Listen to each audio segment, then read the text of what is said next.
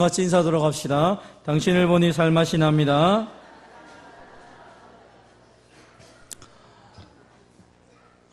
한 번만 더 인사하도록 합시다. 잘 오셨습니다. 오늘 우리 교회가 67주년을 맞이한 생일날입니다. 하나님께서 우리 교회를 얼마나 사랑하셨는지 67년 동안 지켜주시고 은혜를 베풀어 주셨습니다. 그래서 우리가 사랑하는 우리 가족들 또 이웃들을 초청하여서 함께 생일잔치를 하고자 합니다. 우리는 늘 꿈을 꿉니다. 우리의 인생이 새롭게 바뀌기를 소망하는 것이죠. 대부분의 많은 사람들은 우리의 인생이 별로 만족스럽지 못하기 때문에 지금보다 더 나은 삶을 살았으면 좋겠다.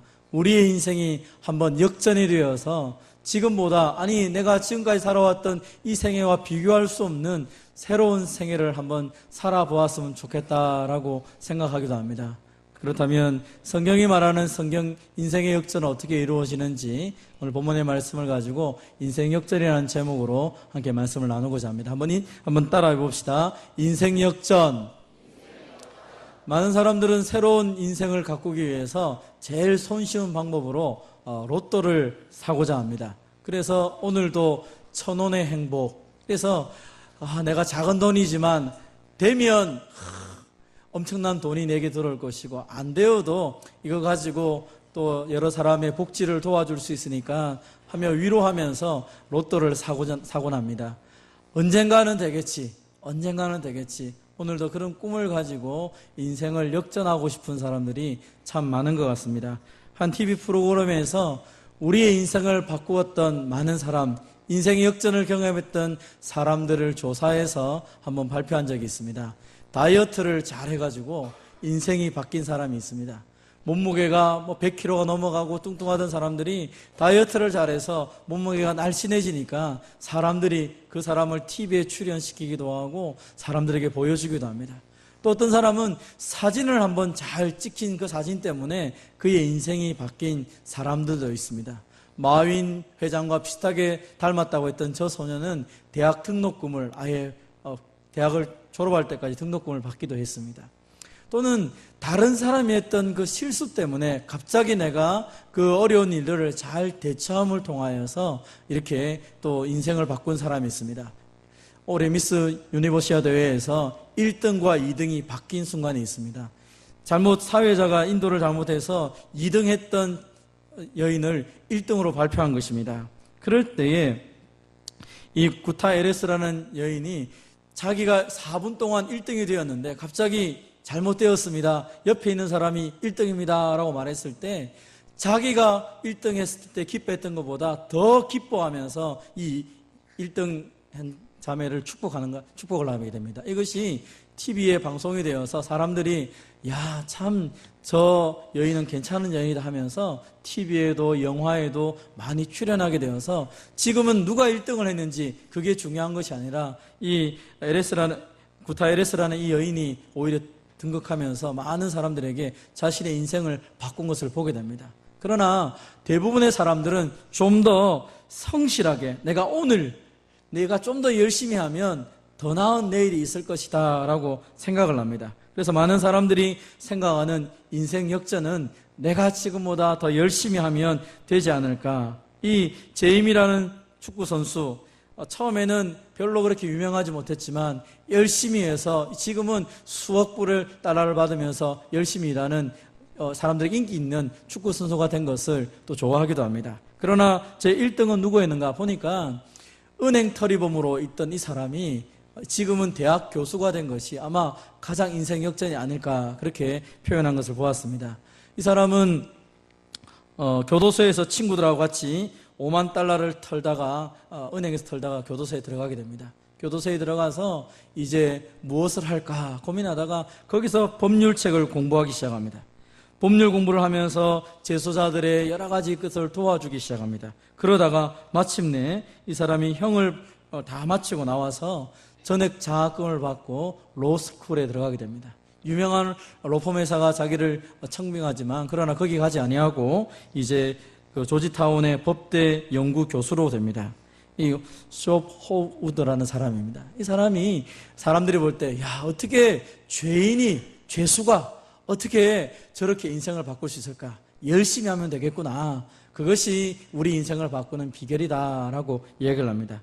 사람들은 좀 더 열심히 하면 내 인생이 바뀔 것이다 라는 기대를 가지고 살아갑니다. 그것이 잘못된 것은 아닐 것입니다. 그러나 성경에서 정말로 우리의 인생이 변화될 수 있는, 역전될 수 있는 방법은 무엇인지 이렇게 성경은 이렇게 설명하고 있습니다. 한번 따라해 보겠습니다. 하나님 안에서 어떤 인생도 역전될 수 있습니다. 사실은 내가 열심히 해서 내 인생을 바꾸는 것, 그것은 우리가 대부분 꿈을 꾸지만, 그러나 모두가 열심히 하기 때문에 어떤 인생의 역전이 되지 않을 때가 많이 있습니다. 그런데 성경을 살펴보니까 하나님을 만나게 되었을 때 인생의 방황을 끝이게 되고 인생이 새롭게 펼쳐진 경우는 너무너무 많더라는 것입니다. 그래서 어떤 사람이 말한 것처럼 이 성경책은 하나님을 만나서 인생이 변화된 사람들의 이야기가 적혀있는 책이 아닌가 그렇게 말하기도 합니다. 우리가 아는 것처럼 가난한 목동의 집안에 태어나서 아무도 심지어 자기의 아버지도 존재를 인정하지 않았던 다윗이라는 소년이 하나님을 만나고 났을 때 골리앗을 물리치고 이스라엘의 왕이 됐던 이야기는 우리 가운데 굉장히 마음을 뜨겁게 하는 이야기일 수도 있습니다. 사기꾼 같은 야곱이 하나님을 만남을 통하여서 이스라엘이라고 하는 민족의 아버지가 되었던가, 또 다혈질적이고 성질이 급해서 그 별명 자체가 천둥의 아들이다라고 이름했던 요한이라는 사람이 예수님을 제대로 만나고 나니까 사랑의 사도로 바뀐 것을 보게 됩니다. 성경은 하나님을 만난 사람들이 다 변화된 것에 대해서 구체적으로 이야기를 하고 있습니다. 아마 이 이야기를 하면 밤새도록 이야기해도 이야기가 끊어지지 않을 것입니다. 성경뿐 아니라 아마 오늘 이 자리에서 예수님 때문에 우리 인생이 바뀐 것을 이야기하자고 하면 아마 우리 교회 성도님들 가운데도 여러 가지 할 말이 많을 것입니다. 예수님 때문에, 하나님 때문에 내 인생이 바뀌었습니다. 아마 이것이 우리의 자랑이고 우리의 간증일 것입니다. 오늘 우리가 읽었던 이 성경에서도 하나님 때문에 인생이 바뀌었던 한 사람의 이야기가 등장하고 있습니다. 이 시대적 배경은 사사들이 치리하던 때라고 말합니다. 사사들이라는 것은 왕이 없던 시대에 작은 지방을 다스리고 있는 재판관들을 사사들이다라고 말합니다. 성경에서 사사들이 치리하던 때가 있었습니다. 그때 그 땅에 흉년이 들게 되었습니다.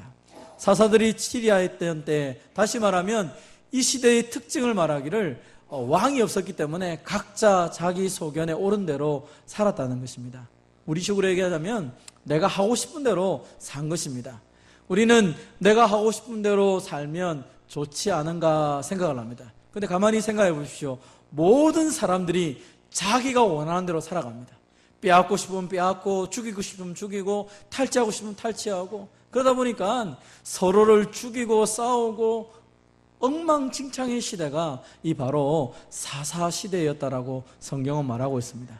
왕이 없기 때문에 그렇다라고 말하지만 실제로는 이스라엘에 왕이 있었습니다. 하나님이 왕이셨습니다. 그런데 사람들이 하나님을 왕으로 인정하지 않는 것입니다. 내가 왕이 되어서 내 마음대로 한번 살아보겠다라고 마음대로 사람들이 살았던 것입니다. 쾌락을 추구하기도 하고 돈을 추구하기도 하고 그들이 할 수 있는 자기 자신의 유익을 위해서 무엇이든지 다 하는 시대가 바로 이 시대였습니다. 그런데 이 시대에 흉년이 들었다라고 성경은 말하고 있습니다. 그 흉년이 어디에 들었습니까? 베들레헴이라고 하는 그 땅에 흉년이 들었다라고 말합니다. 우리는 베들레헴이 어떤 곳인지 잘 모릅니다. 그러나 성경에 보니까 이 베들레헴은 이스라엘 땅 중에서 가장 비옥한 땅입니다. 만약 이 베들레헴에 흉년이 들었다면 다른 지역은 말할 것도 없다는 것입니다. 아마 우리 익산이나 이 왕궁처럼 여기도 농사 짓기 참 좋은 곳인데 여기에 흉년이 들었다 하면 다른 지방은 말할 것도 없다는 것입니다. 늘 하나님이 주신 은혜 때문에 찬송하고 풍성한 그 수확물 때문에 감사가 넘쳤던 곳이기 때문에 떡집이라는 별명을 가질 만큼 이 베들레헴은 참 좋았던 곳입니다. 그런데 거기에 지금 흉년이 찾아든 것입니다. 아마 늘 좋은 일만 있다가 갑자기 우리 인생에도 이런 어려움이 찾아올 때가 있을 것입니다. 아니, 내가 지금까지 나는 별 어려움 없이 살아왔는데 갑자기 몸에 질병이 생기거나 우리의 가정이 잘 열심히 일하고 있는데 갑자기 사업이 어려움을 당하거나 농사가 되지 않거나 혹은 나의 자녀가 그렇게 잘 자란 아이가 병이 들거나 삐딱한 길로 가거나 무엇이 내 마음대로 되지 않은 여러 가지 상황이 닥치는 인생의 흉년이 우리에게도 온다는 것입니다. 그렇다면 이스라엘에게는 왜 흉년이 왔습니까? 성경은 이스라엘에게 흉년이 들 때는 두 가지 이유가 있었다라고 말을 합니다. 그 첫째는 죄를 범했을 때입니다. 이스라엘 백성들이 죄를 범하면 하나님이 심판하시기 위해서 흉년을 주기도 합니다. 그래서 그들이 회개하고 돌아오기를 하나님이 원하시는 것이죠. 또 하나는 하나님이 이스라엘 백성들에게 훈련시키기 위해서입니다. 대부분의 경우는 뭔가를 하나님 없이도 살아가려고 많은 사람들이 애를 씁니다. 많은 것 이것저것 다 손에 꽉 쥐고 있습니다. 그런데 하나님이 더 좋은 것을 주시려고 하니까 이 손에 있는 것을 내려놓아야 되는데 이렇게 내려놓지 않고 꽉 붙잡고 있을 때 이것을 내려놓도록 하나님께서 훈련을 시키고 연단을 시킬 때가 있다는 것입니다. 우리의 인생도 마찬가지입니다. 여러 가지 많은 어려움이 올 때 지금까지는 돈이면 단 줄 알았는데 어느 순간 돈이 한순간에 날아가는 경우가 있습니다. 또 건강이면 내가 다 괜찮다고 생각했는데 어느 날 갑자기 열심히 운동했던 내 인생에 사람들이 고칠 수 없다고 하는 암이 찾아오거나 다른 질병이 찾아와서 나로 하여금 건강에 자신 없게 만든 일이 있을 수도 있는 것입니다. 여러분, 인생에 여러 가지 어려움이 닥치고 인생에 흉년이 오게 되면 사람들은 두 가지 방법을 선택합니다. 하나는 도망가거나 하나는 하나님께 매달리거나. 오늘 본문에 등장했던 이 사람들은 도망가는 것을 선택했습니다. 여기는 지금 이 베들레헴은 흉년이 들었으니까 좋지 못하구나. 자, 더 좋은 곳으로 가자. 그들이 이제 모압 지방이라고 하는 저 남쪽에 있는 지방을 향하여 가기 시작합니다. 잠깐 1년 동안 거주했던 그들이 이제 거기에 아예 정착하며 살기로 마음을 먹었던 것입니다. 베들레헴, 하나님이 복을 주셨던 땅이었지만 그러나 지금은 흉년이 들었기 때문에 이제 내가 먹고 살려고 하니까 저 밑에 모압 지방으로 가자라고 하면서 이 집안이 이 모압 지방으로 가게 됩니다. 여러분, 이들이 살기로 작정했던 이 모압 나라, 모압 지방은 어떤 곳입니까? 그곳은 처음부터 그렇게 좋은 나라가 아니었습니다. 성경에 보니까 아브라함의 조카였던 롯과 그의 큰딸이 범죄하여 근친상간으로 세웠던 나라가 이 모압 나라라는 것입니다. 그러다 보니까 뭔가 화려하게 보이지만 그 안에는 죄로 가득 찰 수밖에 없습니다. 사람들이 육체적인 쾌락을 추구하고 그것이 그 나라의 근간이 되었기 때문에 여기저기에 더러운 죄악이 가득 있었습니다. 그럼에도 불구하고 이 나오미 가정은 생각했습니다. 저기 가면 그래도 먹고 사는 문제는 해결받을 수 있으니까 그 주위의 사람들이 어떻든 상관없이 먹고 사는 문제만 해결되면 괜찮아. 우리가 많은 돈을 가지고 있으니까 가보자 하면서 저 모압 지방으로, 모압 나라로 내려갔던 것입니다. 그것은 사실은 이스라엘을 괴롭히는 이스라엘과 적대국이었습니다. 적대국 나라에서 살려고 생각했기 때문에 아마 많은 것을 이 모압 나라에게 바쳤던 것 같습니다. 자신들이 가져왔던 그 풍족한 재물을 하나하나씩 나눠주면서 그곳에서 살고 싶었던 것입니다. 나도 너희들처럼 살고 싶다. 우리가 살던 지역에는 흉년이 들어서 더 이상 살지 못하겠다라고 말합니다. 여러분, 이 엘리멜렉, 이 나오미 가정의 엘리멜렉의 이름의 뜻이 무엇입니까? 나의 하나님은 왕이시다라는 뜻입니다. 지금까지 하나님을 나의 왕으로 모시며 살아왔지만 흉년이 들었기 때문에 이제 하나님이 내 인생의 왕이 아니라 나는 지금 이 좀 하나님 없지만 이 풍요로운 땅에서 살겠다 하면서 엘리멜렉이 왔던 것입니다. 사람들은 그를 불렀을 것입니다. 엘리멜렉, 오늘 잘 있었니? 엘리멜렉, 오늘 괜찮아? 하나님을 왕으로 모신 자여, 네가 이 땅에 살아도 괜찮겠니? 늘 질문을 하며 불렀을 것입니다. 하나님이 내 인생을 책임져 주셔 라고 말하지만 실제로는 이 베들레헴 땅에서 도망 나왔습니다. 그리고 하나님을 모르는, 이 죄가 많은 이 동네, 특별히 육체적인 쾌락을 추구하는 이곳에 와서 이 엘리멜렉 가정이 살기 시작했습니다. 시간이 지났습니다. 이 엘리멜렉 가정은 어떻게 되었을까요? 오늘 성경은 말하기를 이 엘리멜렉이 죽었다라고 얘기를 합니다. 왜 죽었는지 성경은 말하고 있지 않습니다. 그러나 중요한 것은 어쨌든 이 엘리멜렉이 이 모압 지방에 살다가 죽기 시작합니다. 이제 이 나오미에게는 두 아들만 남았습니다. 이 두 아들을 데리고 나오미가 이 모압 땅에서 살아보겠다고 또 며느리를 맞이하였습니다. 두 며느리가 생겼습니다. 그런데 10년이 세월이 지났습니다. 10년이 지나고 나니까 말론과 기론이라고 하는 두 아들이 죽임을 당하게 됩니다. 이제 남은 것은 이 여인과 두 며느리밖에 남지 않게 되었습니다. 10년 동안 모압이라는 지방에서 열심히 살았는데 그 결과가 남편이 죽고 아들이 죽어서 이제는 아무것도 남지 않았습니다. 그래서 이 여인이 스스로 나중에 베들레헴으로 돌아오면서 했던 말이 있습니다. 나를 나옴이라 부르지 마라. 나를 기쁨, 희락이라고 부르지 마라. 나는 마라, 괴로움이다. 나는 괴로움 덩어리다 라고 말을 합니다. 그러면서 자신의 그 10년 세월을 평가하기를 전능자가 나를 괴롭혀서 내 인생이 이렇게 되었다라고 말합니다. 나는 나갈 때 풍족하게 나갔는데 하나님이 나를 비어 돌아오게 하셨다라고 고백을 하고 있는 것입니다. 10년 동안 모압 땅에 살았던 결론이 무엇입니까? 많은 재물들 다 없어지게 되었습니다.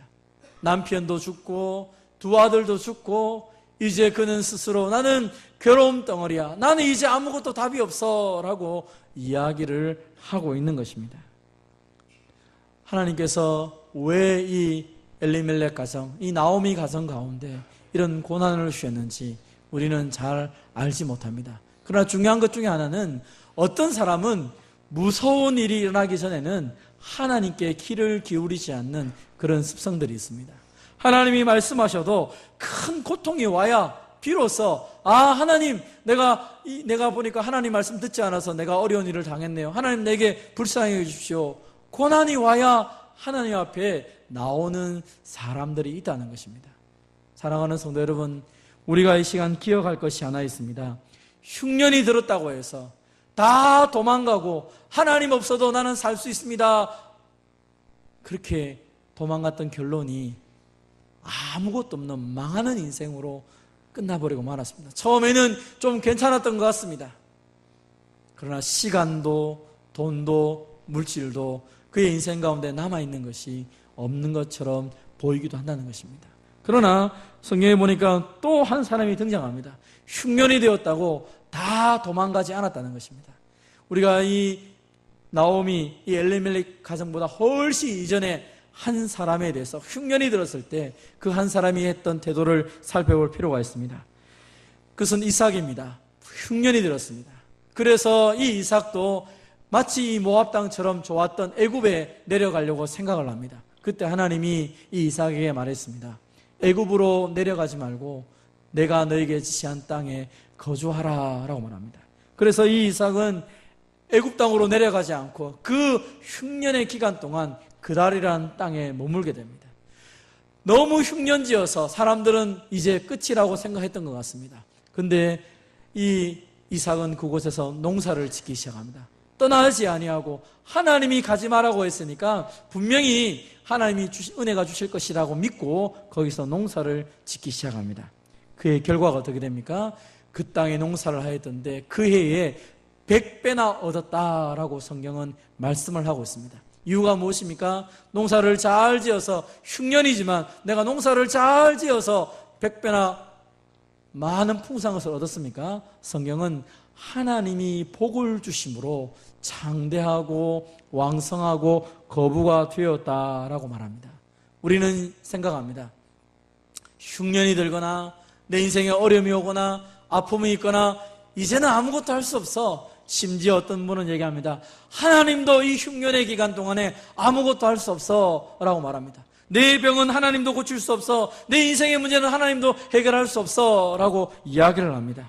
그러나 우리가 믿는 하나님은 어떤 분이십니까? 흑암 중에도 보화를 주실 수 있는 분이고 은밀한 곳에서 숨은 재물을 줄 수 있는 분이 하나님이십니다. 왜 그렇습니까? 하나님은 빛도 창조하시고 어둠도 창조하시고 평강도 짓고 환란도 창조하시는 분이 우리가 믿는 하나님이시기 때문입니다. 사랑하는 성도 여러분, 여러분의 인생에 어둠이 왔을 때 도망가려고 생각하지 말고 그 어둠 가운데도 지금도 나를 위해서 일하고 계시는 하나님을 믿으시기를 바랍니다. 우리가 믿는 하나님은 합력하여 모든 것을 합력하여 선을 이루시는 분입니다. 내 인생의 아픈 부분도 내 인생의 망한 부분까지라도 심지어 그것까지도 하나님께서 합력하여 선을 이루시기 때문에 우리가 하나님 편에 붙어 있고 하나님으로 인정하며 살기만 한다면 이 흉년의 때는 반드시 지나갈 것을 믿으시기를 바랍니다. 하나님은 오히려 이 흉년을 통하여서 우리의 인생을 역전시키시며 우리의 삶을 새롭게 하는 것입니다. 그래서 교회를 다닌다, 예수님을 믿는다는 것은 무엇입니까? 사람의 생각으로, 사람의 지혜로 볼 때는 저 사람은 답이 없는데 어떻게 저 사람의 인생이 저렇게 바뀔 수 있는가? 하나님이 내 인생의 왕이 되시고 하나님이 내 인생의 주인이 되셔서 내 인생을 바꾸어 역전시키심을 통하여서 하나님이 살아계심을 증명하며 자랑하는 것이 예수 믿는 사람들의 특권인 것입니다. 오늘도 사람들이 볼 때는 가망성이 없지만 흉년이 들어서 이제 더 이상 너는 소망이 없어 라고 말하지만, 그러나 어둠도 창조하신 그 하나님이 우리 인생을 바꾸어서 정말 별처럼 빛나게 만드실 것을 믿고 하나님을 의지하는 저와 여러분 되시기를 주님의 이름으로 축원드립니다. 한번 따라해 봅시다. 하나님이 주시는 소망의 말씀을 붙들어야 합니다. 이 절망 중에 남편도 죽고 자식도 죽고 모든 재산을 잃어버린 이 나오미 가정에 한 가지 들려온 소식이 있었습니다. 여호와께서 자기 백성을 돌보시사 그들에게 양식을 주셨다는 그 소식이 이 모압 지방에 살고 있는 이 나오미에게 들린 것입니다. 하나님이 자기 백성을 돌보셨다. 빈털터리가 되어서 아무것도 없는 그에게 소망이 생긴 것입니다. 하나님이 내 백성을 돌보셨다면 이제 내가 하나님께로 가야지. 이제 함께 두 며느리와 함께 일어나서 모압 지방으로 돌아가고 있는 것입니다. 이 나오미 가정의, 나오미 인생의 인생 역전은 무엇 때문에 일어난 것입니까? 그것은 하나님의 말씀을 듣고 하나님께로 돌아올 때 그의 인생의 역전이 일어나게 된 것입니다. 사랑하는 성도 여러분, 하나님은 어떤 사람이라도 하나님의 말씀을 듣고 돌아온다면 그의 인생을 하나님이 책임져 주시는 것을 믿으시기를 바랍니다. 심지어 악인들조차도 하나님은 악인이 죽는 것을 기뻐하지 아니하고 악인이 그 길에서 돌이켜서 떠나 사는 것을 기뻐하신다라고 말씀합니다. 예수님이 이 땅에 오신 이유도 건강한 자를에게 의사가 쓸데없고 병든 자에게 쓸데있는 것처럼 내가 온 것은 의인을 부르러 온 것이 아니라 죄인을 불러 회개시키려 왔다라고 말씀을 합니다. 내가 연약합니다. 내가 부족합니다. 나에게 하나님의 은혜가 필요합니다. 내 인생을 뒤바꿀 만한 능력이 필요합니다. 하나님 나를 도와주십시오라고 기도하는 자들에게 하나님이 역사하시겠다라고 말씀을 하고 있는 것입니다. 우리가 죄인 되었을 때에 하나님은 그의 아들 예수님을 이 땅에 보내주셔서 십자가의 죽으심을 통하여 우리에 대한 하나님의 사랑을 이미 보여주셨습니다. 여러분, 교회가 왜 십자가를 달고 있습니까? 그것은 그 십자가를 바라볼 때 내가 어떤 죄 가운데 있다 할지라도, 어떤 어려움 가운데 있다 할지라도, 내 인생에 망한 것이 있다 할지라도 예수님이 대신 십자가 주셨기 때문에 내 인생은 이제 바뀌었습니다. 내 인생은 이제 새롭게 되었습니다. 나는 하나님의 사랑 안에 있는 사람입니다 라는 것을 증거하고 자랑하기 위해서 십자가를 달고 있는 것입니다. 예수님 당시의 십자가는 저주와 멸시의 상징이었습니다. 사람들은 십자가를 자랑하지 않았습니다. 십자가를 바라보면 죄인, 십자가 얼마나 죄를 저주받았으면 십자가를 지었을까?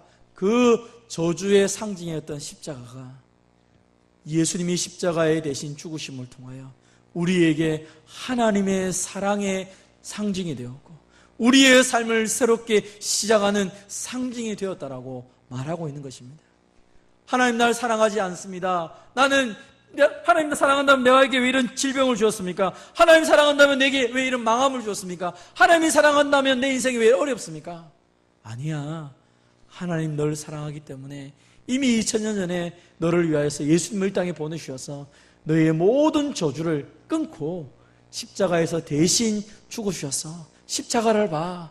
오늘 우리에게 우리의 마음에 주님의 사랑이 믿어지지 않을 때 십자가를 바라보면서 그 십자가에서 자신의 목숨과 물과 피를 다 쏟으신 그 예수님을 생각하며 하나님의 사랑을 믿고 확신하라고 주님이 말씀하고 있는 것입니다. 사랑하는 성도 여러분, 그렇다면 오늘 우리는 왜 하나님이 그 모든 걸 주셨음에도 불구하고 우리의 삶 가운데 이런 어려움이 찾아오기도 하고 우리의 삶 가운데 우리가 해결하지 못할 문제가 오기도 합니까? 주님은 우리에게 말합니다. 나에게 돌아오라. 나에게 돌아오라. 너희가 지금까지 살아왔던 게 뭐냐? 양식 아닌 것을 위해서 왜 애쓰고 노력하느냐? 배부르게 하지 못하는 것을 왜 수고하느냐? 썩어질 것을 왜 수고하느냐? 이제 그것이 아니라 진짜 영원한 것을 위해 살아라 라고 주님이 말씀하시는 것입니다. 내게 듣고 들을지어다. 그리하면 너희가 좋은 것을 먹을 것이다. 너희는 귀를 기울이고 내게 나와서 들으라. 그리하면 너희의 영혼이 살 것이다 라고 말씀을 하는 것입니다. 사랑하는 성도 여러분, 주의 말씀을 들을 때 우리 가운데 믿음이 생기고 믿음이 생긴 사람들을 통하여서 우리의 인생은 하나님 앞에서 새로운 삶을 살아가게 되는 것입니다. 누구든지 그리스도 안에 있으면, 누구든지 예수님 안에 있으면 새로운 피조물이 된다라고 말하는 것입니다. 인생 역전은 주의 말씀을 듣고 주님 앞에 나아갈 때, 우리의 삶의 방향을 바꾸기 시작할 때 우리 가운데 일어나는 것입니다. 저와 여러분이 이제 남은 생애 동안 내가 무엇을 하며 살아야 될지, 누구와 함께 살지, 내 인생의 마지막이 어디에 있을지 이제 우리가 선택을 하며 살아야 될 것입니다. 아직도 더 많이 쌓아야 된다고 생각한다면 우리의 인생은 내가 쌓아놓은 것이 썩어질 때 내 인생은 같이 썩어져 없어질 것입니다.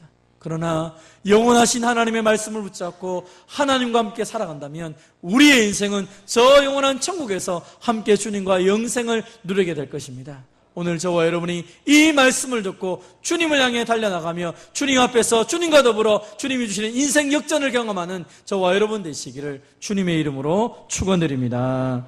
하나님 아버지 감사합니다.